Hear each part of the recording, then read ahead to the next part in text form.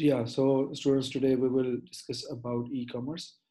So e-commerce का मतलब जैसे कि इसके नाम से एविडेंट है, इलेक्ट्रॉनिक कॉमर्स।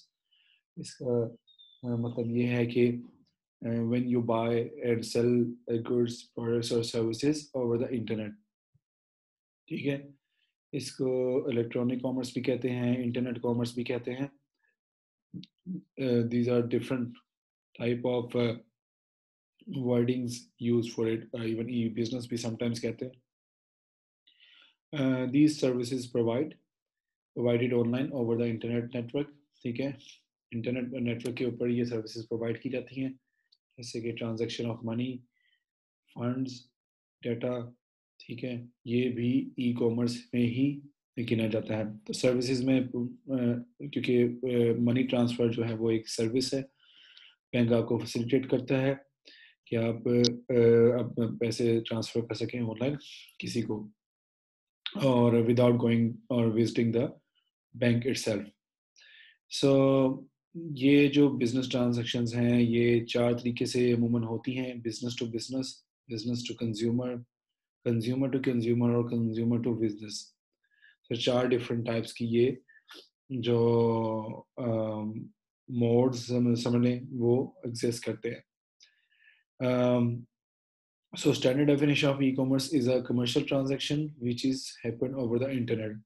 तो अगर कोई चीज़ इंटरनेट के ऊपर कोई ट्रांजैक्शन हो रही है कमर्शली, तो आप कोई चीज़ परचेज कर रहे हैं, फॉर एग्जांपल आप टेलीविज़न परचेज कर रहे हैं, कोई सप्लाई बैठा हुआ है चाइना में या अमेरिका में, आप कोई कपड़े मंगवा रहे हैं किसी किसी से बल्क में, ठीक है, और सप्लाई बैठा हुआ है मलेशिया में या whatever. So this will all be considered as e-commerce. Online stores हैं, जैसे कि यहाँ पे कुछ का जिक्र किया गया है। अमेज़न है, फ्लिपकार्ट है, शॉपिफाई है, मिंत्रा, ईबे, क्विकर, ओएलएक्स, ठीक है। ये सब एग्जांपल हैं ई कॉमर्स वेबसाइट्स की। तो हमने जैसे ऊपर देखा या जिक्र किया था कि ई कॉमर्स जो है वो चार मुख्तलिफ तरीके से हो सकती है। तो हम ये इसकी बेसिकली हम इसके मॉडल्स जो हैं इनको वन बाय वन देखते हैं। सबसे पहले बिजनेस टू बिजनेस। तो इसमें होता ये है कि sorry, I have some problem with my throat today, I guess. A website following the B2B, जिसे business to business model कहते हैं, sells its product to an intermediate buyer who then sells the product to the final customer. So basically होता ये है, जैसा आपके पास Coca Cola या Pepsi है, वो बेसिकली डायरेक्टली कंज्यूमर्स को या कस्टमर्स को जो है अपनी प्रोडक्ट नहीं देते। उनकी प्रोडक्ट जो है पहले होलसेल डीलर्स होते हैं बड़े बड़े, ठीक है, वहाँ पे आती है। वो होलसेल डीलर्स आगे अब शॉपकीपर्स को डिस्ट्रीब्यूट करते हैं या आगे कंज्यूमर्स को वहाँ से देते हैं। So this is business to business model. So as an example, a wholesaler places an order from a company's website, and after receiving the consignment, sells the end product to the final customer, who comes to buy the product at one of its retail outlet. So जैसे कि मैंने बोला, जैसे आप किसी supermarket में जाते हैं, ऐसा सिटी मार्ट है, आपका अल्फते ग्रोसरी स्टोर है, और बहुत सारे हैं ग्रोसरी स्टोर्स हैं फैसलाबाद में। तो आप वहाँ पे जाते हैं तो उनकी अपनी प्रोडक्ट्स शायद एक दो हों, लेकिन वो कोई भी खुद से सेल नहीं कर रहे, बल्कि they are taking it from the company directly. तो basically they are not the producers. So वो प्रोड्यूस नहीं कर रहे, उनके पास प्रोडक्ट बनी हुई फिनिश फॉर्म में आ रही है, और वो अपना मार्जिन रख के आगे कस्टमर को प्रोवाइड कर रहे हैं। So this is the business to business model of the e-commerce. Next model है बिजनेस टू कंज्यूमर, ठीक है, या कस्टमर। तो इसमें ऑब्वियसली बात है कि आपकी जो प्रोड्यूसर है प्रोडक्ट का या सर्विस प्रोवाइडर जो है, उसकी जो क्या कहते हैं, उसके जो डायरेक्ट लिंक है अपने कस्टमर के साथ। So this is business to customer. model. So a customer can view the products shown on the website. The customer can choose a product and order the same. The website will then send a notification to the business organization via email, or organization will dispatch the product or good to the customer. So basically ये आप अगर इस चीज़ को देखें तो ये वही scenario जो आजकल आप लोग फेसबुक पे कोई चीज़ ऑर्डर करते हैं, ठीक है। बहुत सारे बिजनेस आप फेसबुक पे डायरेक्टली अपने आप को सेल कर रहे हैं। आप मसलन आप अपना कोई रेडीमेड सूट लेना चाहते हैं, कोई ब्रांडेड सूट लेना चाहते हैं, तो आप उनकी वेबसाइट पे डायरेक्टली वो अपनी पसंद का जो आइटम है वो सिलेक्ट करते हैं, उसकी क्वांटिटी सिलेक्ट करते हैं, उसे ऐड टू कार्ट करते हैं और आप वो ऑर्डर कंप्लीट करते हैं। ऑर्डर कंप्लीट करने में ज़ाहिर-सी बात है आप ऑनलाइन भी पे कर सकते हैं उसी वक़्त, और आप कैश ऑन डिलीवरी जैसा कि डिलीवरी के टाइम पे कैश देते हैं, वो वाला भी ऑप्शन चूज़ कर सकते हैं। सो वो चीज़ आपको प्रोसेस होती है, कंपनी के पास ऑर्डर चला जाता है और कंपनी उसे प्रोसेस करके आपको वो प्रोडक्ट कोरियर कर देती है, डिलीवर कर देती है एट योर डोरस्टेप, और वहाँ पे आप पेमेंट कर देते हैं और ट्रांज़ैक्शन जो है वो और ऑर्डर जो है वो कंप्लीटली डिलीवर्ड हो जाता है। So this is how it works. तो ये है बिज़नेस टू कस्टमर जो मॉडल पे कस्टमर टू कस्टमर या कंज्यूमर टू कंज्यूमर मॉडल है, ठीक है। Our website following the C2C, consumer to consumer business model, helps consumer to sell their assets like residential property, cars, motorcycles, ठीक है, rent a room by publishing their information on the website. So website may or may not charge the consumer for its services. Another consumer may opt to buy the product of the first consumer by bringing the post advertisement on the website. तो ये बड़ा simple सा model है। अगर आपके पास कोई plot है, कोई गाड़ी है, कोई मोटरसाइकिल है, या कोई आपके घर में कोई चीज़ है जो आप इस्तेमाल कर रहे हो, आप वेबसाइट्स बनी हुई हैं जैसे OLX है, ठीक है, उसमें अपनी प्रोडक्ट डालते हैं और एडवर्टाइज कर देते हैं, और उसकी टेंटेटिव प्राइस जो है वो भी, और उसके फीचर्स और कहाँ पे वो अवेलेबल है, लोकेशन क्या है और किस हालत में है, वो सब कुछ आप जो है वो दे देते हैं। तो वहाँ पे जो पोटेंशियल बायर्स होते हैं, जिसको ज़रूरत होती है, वो अपनी पसंद की प्रोडक्ट एक लिस्ट ऑफ प्रोडक्ट्स में से चूज़ करता है, और वो चूज़ करने के बाद क्या करता है, चूज़ करने के बाद वो वहाँ पे आपसे या तो ईमेल के थ्रू कॉन्टैक्ट करेगा मज़ीद डिटेल के लिए।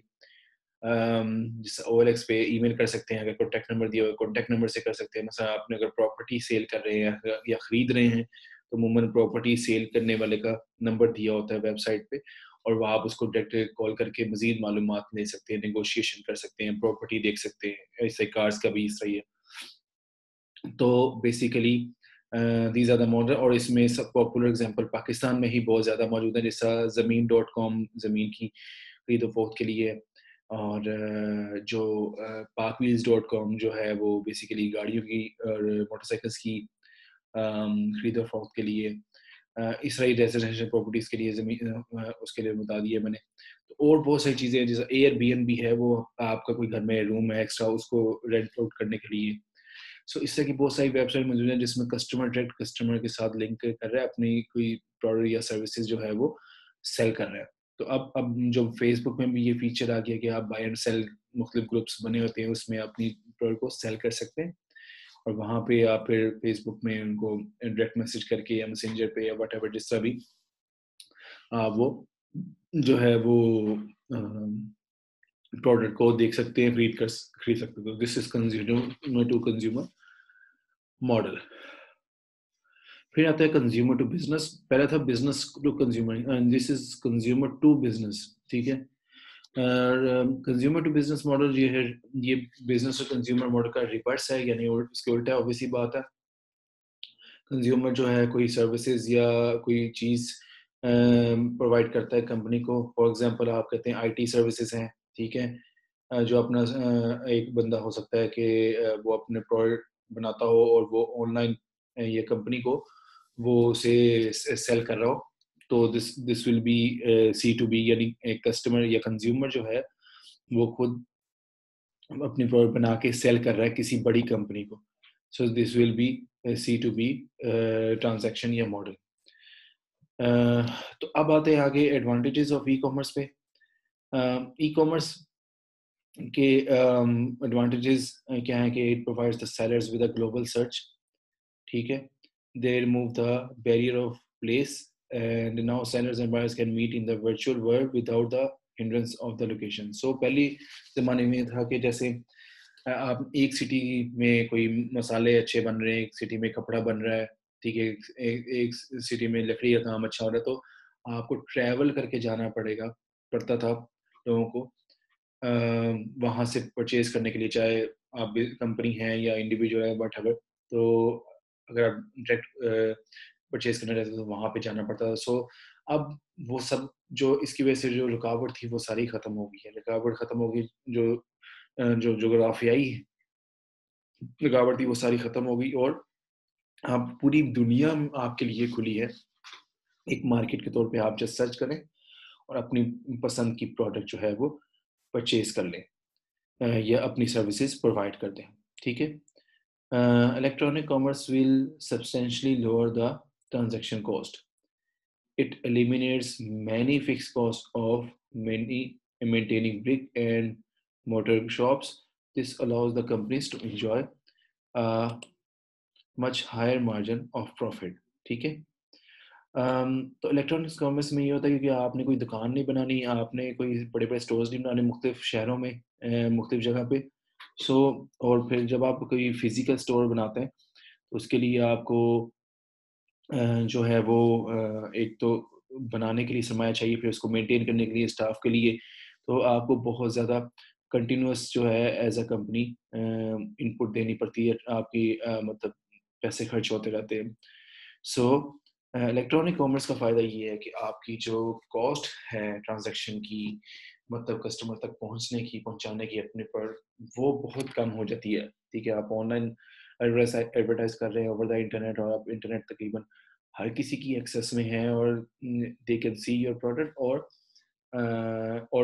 वाइडर जो एरिया में आपकी प्रोडक्ट जो है वो एडवर्टाइज हो रही है। So in that case it is easy for you to reach the far markets, farther markets, और आपके इस तरह आपके जो ट्रांसपोर्ट पे और ह्यूमन रिसोर्स पे और बिल्डिंग पे जो कॉस्ट आ रही थी वो बढ़ जाती है, और आपके प्रॉफिट मार्जिन बढ़ जाता है।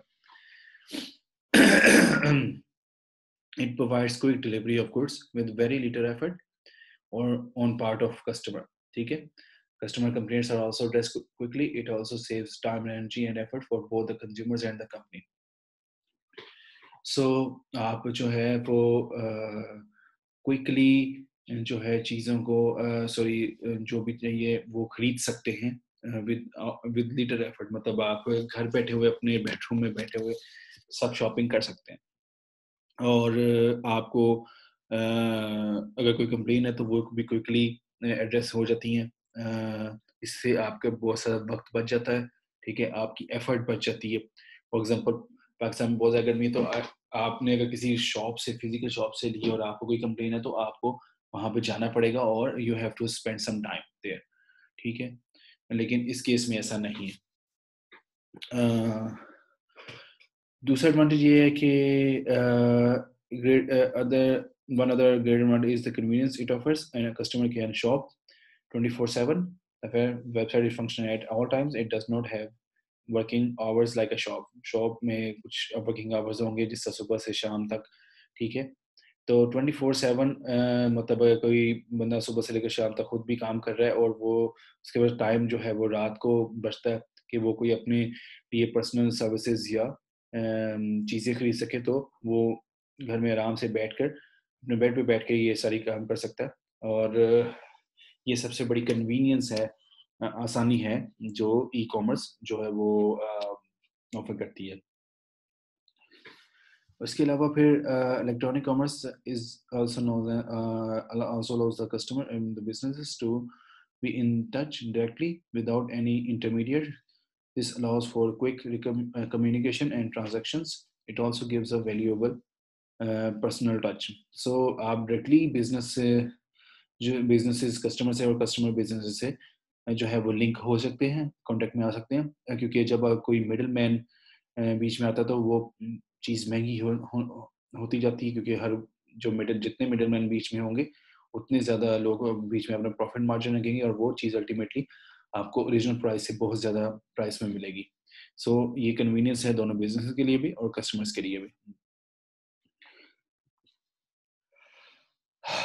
सो disadvantages of e commerce. So startup cost जो है ई कॉमर्स पोर्टल की वो हाई होती है, ठीक है। Setup of hardware, software, training cost of employees, the constant maintenance and upkeep और all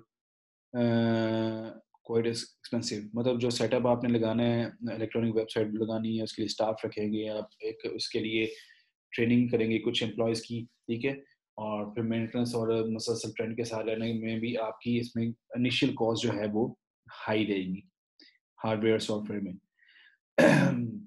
Although it may seem like a sure thing, the e-commerce industry has a high risk of failure. Many companies riding the dot-com wave of the 2000s have failed miserably. The high risk of failure remains even today. So, high risk इसमें कैसे रहता है कि बहुत सारी companies जो हैं वो उनके जो वेब एड्रेसेस हैं, ठीक है, क्योंकि वो सालाना सब्सक्रिप्शन होती है उसकी और बहुत सारे लोग उसे नहीं कर सके थे, क्या कहते हैं, कंटिन्यू नहीं कर सके, तो वो डोमेन्स जो हैं वो उनके हाथ से जाती रहीं और इस तरह जो जो बहुत अच्छे ब्रांड्स भी थे वो भी जो है उन्होंने अपनी जो ऑनलाइन प्रेजेंस है वो खो दी। इसकी बड़ी फेमस एग्जांपल है कि google.com आप देखते हैं, तो google.com की भी सब्सक्रिप्शन जो है, ये वेब एड्रेस जो है, डोमेन इसे नेम कहते हैं बेसिकली, ये एक्सपायर हो गया था। और ये इत्तेफाक की बात है, जब ये कोई चीज़ इस तरह डोमेन नेम एक्सपायर हो जाती है आपकी सब्सक्रिप्शन, तो वो कोई भी परचेज़ कर सकता था। वो किसी एक बंदे ने परचेज़ कर ली थी और गूगल उसको बिलियन डॉलर्स भी दे सकता था, लेकिन उस बंदे ने वैसे ही वो छोड़ दी और गूगल को दे दी। लेकिन that happens a lot in the software industry. और लोग सिर्फ, ये भी एक बिजनेस है बेसिकली आज के ज़माने में, just for the sake of information, कि आप जो फेमस डॉट कॉम की वेबसाइट्स हैं उनकी डोमेन नेम खरीदने की कोशिश करते हैं और फिर उनको मिलियन डॉलर्स में जो है वो सेल करते हैं। At times, e-commerce can feel impersonal, so it lacks the warmth of interpersonal relationship, which is important for many brands and products.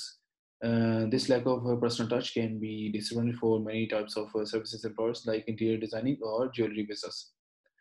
So इसमें आप क्योंकि फिजिकली कुछ नहीं कर रहे होते, तो आप मसलन कपड़े आप पहन के नहीं देख सकते, तो क्या, क्योंकि जो आपके पास तस्वीर है किसी ज्वेलरी की, किसी इंटीरियर डिज़ाइन की, घर के, या किसी किसी ड्रेस की, तो आपको नहीं पता लग सकता कि एक्चुअली ये पे कैसी दिखती है, आप पे सूट करेगी कि नहीं करेगी, क्योंकि फोटोग्राफी पिक्चर को देखना और बात है और रियलिटी और चीज़ है। तो पर्सनल टच का एलिमेंट हमेशा इसमें एब्सेंट रहता है, जो कि इसका एक डिसएडवांटेज समझा जा सकता है। So security is another concern. We have witnessed many security breaches where the information of the customers were stolen. Credit card theft है, identity theft है, ठीक है।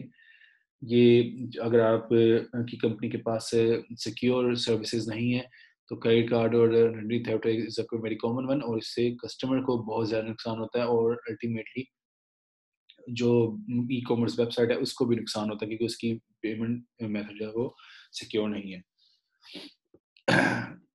Then there are also fulfillment problems. Even after the order is placed, there can be problems with shipping, delivery, mix-ups, and this leaves the customer unhappy and dissatisfied. So basically, आपका अगर order वैसे नहीं fulfil हुआ जैसे होना चाहिए, तो customer उससे अनॉय होता है और कस्टमर आप लूज करते हैं, उससे बैड रेपुटेशन क्रिएट होती है, जिससे आप अक्सर गूगल पे कोई किसी चीज़ को सर्च करें या फेसबुक पे, तो उसके रिव्यूज़ दिए होते हैं, तो वो रिव्यूज़ बुरे होते हैं, तो लोग जो नए कस्टमर्स हैं उनके लिए आप लूज करते हैं मार्केट में repute. Then we will discuss about some features of the e-commerce. E-commerce के कुछ features ये हैं कि आपको non cash payments, e-commerce जो है normally जो credit cards, debit cards या smart cards या electronic bank transfer जो है वो use करती हैं। पाकिस्तान में भी क्रेडिट कार्ड और डेबिट कार्ड ही यूज़ होते हैं, लेकिन बैंक ट्रांसफर जो वेबसाइट से वो कम ही यूज़ होता है। नॉर्मली पाकिस्तान में अभी भी कैश ऑन डिलीवरी चालू है, लेकिन बाकी सभी कंट्रीज में बाहर जो है वो टोटली इलेक्ट्रॉनिक ये पेमेंट होती है। हर 24/7 अवेलेबिलिटी है सर्विस की, ये एक सबसे इम्पोर्टेंट फीचर है ई कॉमर्स का। हर टाइम अवेलेबल होना आपकी कन्वीनियंस इंक्रीज करता है। उसके अलावा आप ई कॉमर्स जो है increases the reach of advertising of products and services of businesses, ठीक है। आपको एक एरिया, जोग्राफिकल एरिया में आपकी प्रोडक्ट की मार्केटिंग जो है वो फिक्स नहीं होती, आप वाइड एरिया में उसको वो एड्रेस कर सकते हैं। उसके अलावा आपकी सेल्स इम्प्रूव कर सकता है, ठीक है, क्योंकि ये इसमें कोई ह्यूमन इंटरवेंशन नहीं है, वेब टेक्नोलॉजीज है, वेबसाइट के थ्रू, मोबाइल ऐप के थ्रू आप कर रहे तो आपकी सेल इम्प्रूव हो जाती है। तो आप बेहतर जो है इसमें सपोर्ट सबसे इम्पोर्टेंट है कि आप सेल करने के से पहले या सेल करने के बाद आपके पास कस्टमर सर्विस जो है वो हो, ताकि आप बेटर सर्विस प्रोवाइड कर सकें कस्टमर्स को। उसके अलावा inventory management is very easy. Inventory management ये कि आपके पास स्टॉक कितना है किस किस प्रोडक्ट का और कितनी वो सेल हो गई है। इससे जो प्रोड्यूसर है उसको ये अंदाज़ा होता है कि उसने कौन सी प्रोडक्ट कितनी क्वांटिटी में मज़ीद चाहिए। सो वो पहले से ही जो है वो उसकी तैयारी करके इसको प्रोडक्शन में डाल देते हैं। तो बजाय इसके कि ह्यूमन उसको काउंट करें, तो it's automatically counted by using your e-commerce software. उसके अलावा ये फास्टर है, एफिशिएंट है कम्युनिकेशन वाइज और रिलायबल है the customer communication with customers and partners, ठीक है। अब इसके लिहाज से तो अब ये है ट्रेडिशनल कॉमर्स और ई कॉमर्स का कंपैरिजन, ठीक है। ट्रेडिशनल कॉमर्स में हैवी डिपेंडेंसी है person to person information exchange पे, ठीक है। एक पर्सन दूसरे पर्सन जो इंफॉर्मेशन एक्सचेंज कर रहा है, आप किसी कंपनी में जाते हैं कुछ प्रोडक्ट की इंफॉर्मेशन लेने के लिए, तो जो रिसेप्शनिस्ट है उसकी स्किल्स पे डिपेंड करता है कि वो आपको कितना कन्विंस करता है, कितनी कन्वीनियंटली डील करता है। जबकि इंफॉर्मेशन शेयरिंग जो है ई कॉमर्स में ये पर्सन पर्सन जो इंफॉर्मेशन एक्सचेंज है उस पर, मतलब पर्सन पे लेस डिपेंडेंट है, यानी उस पर लिटिल डिपेंडेंसी है। It's more like of website. इसमें आपके पास ऑलरेडी जो वीडियोस हो सकते हैं डिफरेंट एडवर्टाइजमेंट के, और इसके अलावा आपके पास जो वेबसाइट पे ब्लॉग्स लिखे होते हैं, उसके फीचर्स लिखे होते हैं, वो आप उससे ही इंफॉर्मेशन ले सकते हैं। उसके अलावा communication transaction are done in synchronous way, manual intervention is required for each communication और ट्रांजैक्शन, ठीक है। मैनुअली हर ट्रांजैक्शन करनी पड़ती है ट्रेडिशनल में, लेकिन इसमें आपके पास कम्प्लीटली ऑटोमेटेड प्रोसेस होता है ट्रांजैक्शन का या कम्युनिकेशन का। स्टैंडर्ड प्रैक्टिस को मेंटेन करना जो है वो मुश्किल होता है ट्रेडिशनल में, क्योंकि वो पर्सन इंटरवेंशन उसमें ज़्यादा है, मैनुअल वर्क ज़्यादा है इस वजह से। लेकिन इसमें ऑटोमेटिकली प्रोसेस है, तो इस वजह से आपके पास एक वेल डिफाइंड स्ट्रेटजी होती है हर प्रोसेस की।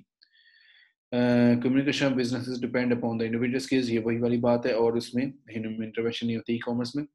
Unavailability of a uniform platform as traditional commerce depends heavily on personal communication. तो यूनिफॉर्म प्लेटफॉर्म कोई नहीं है, लेकिन ई कॉमर्स में यूनिफॉर्म प्लेटफॉर्म है, जैसा अमेजोन है, ईबे है। आप मल्टीपल जो लोग हैं वो एक ही जगह पे अपनी प्रोडक्ट को सेल कर रहे हैं रख के। सो ये था एक छोटा सा कंपैरिजन ट्रेडिशनल ई कॉमर्स का और ई कॉमर्स का। So that's all for now. If you have any question, you can ask.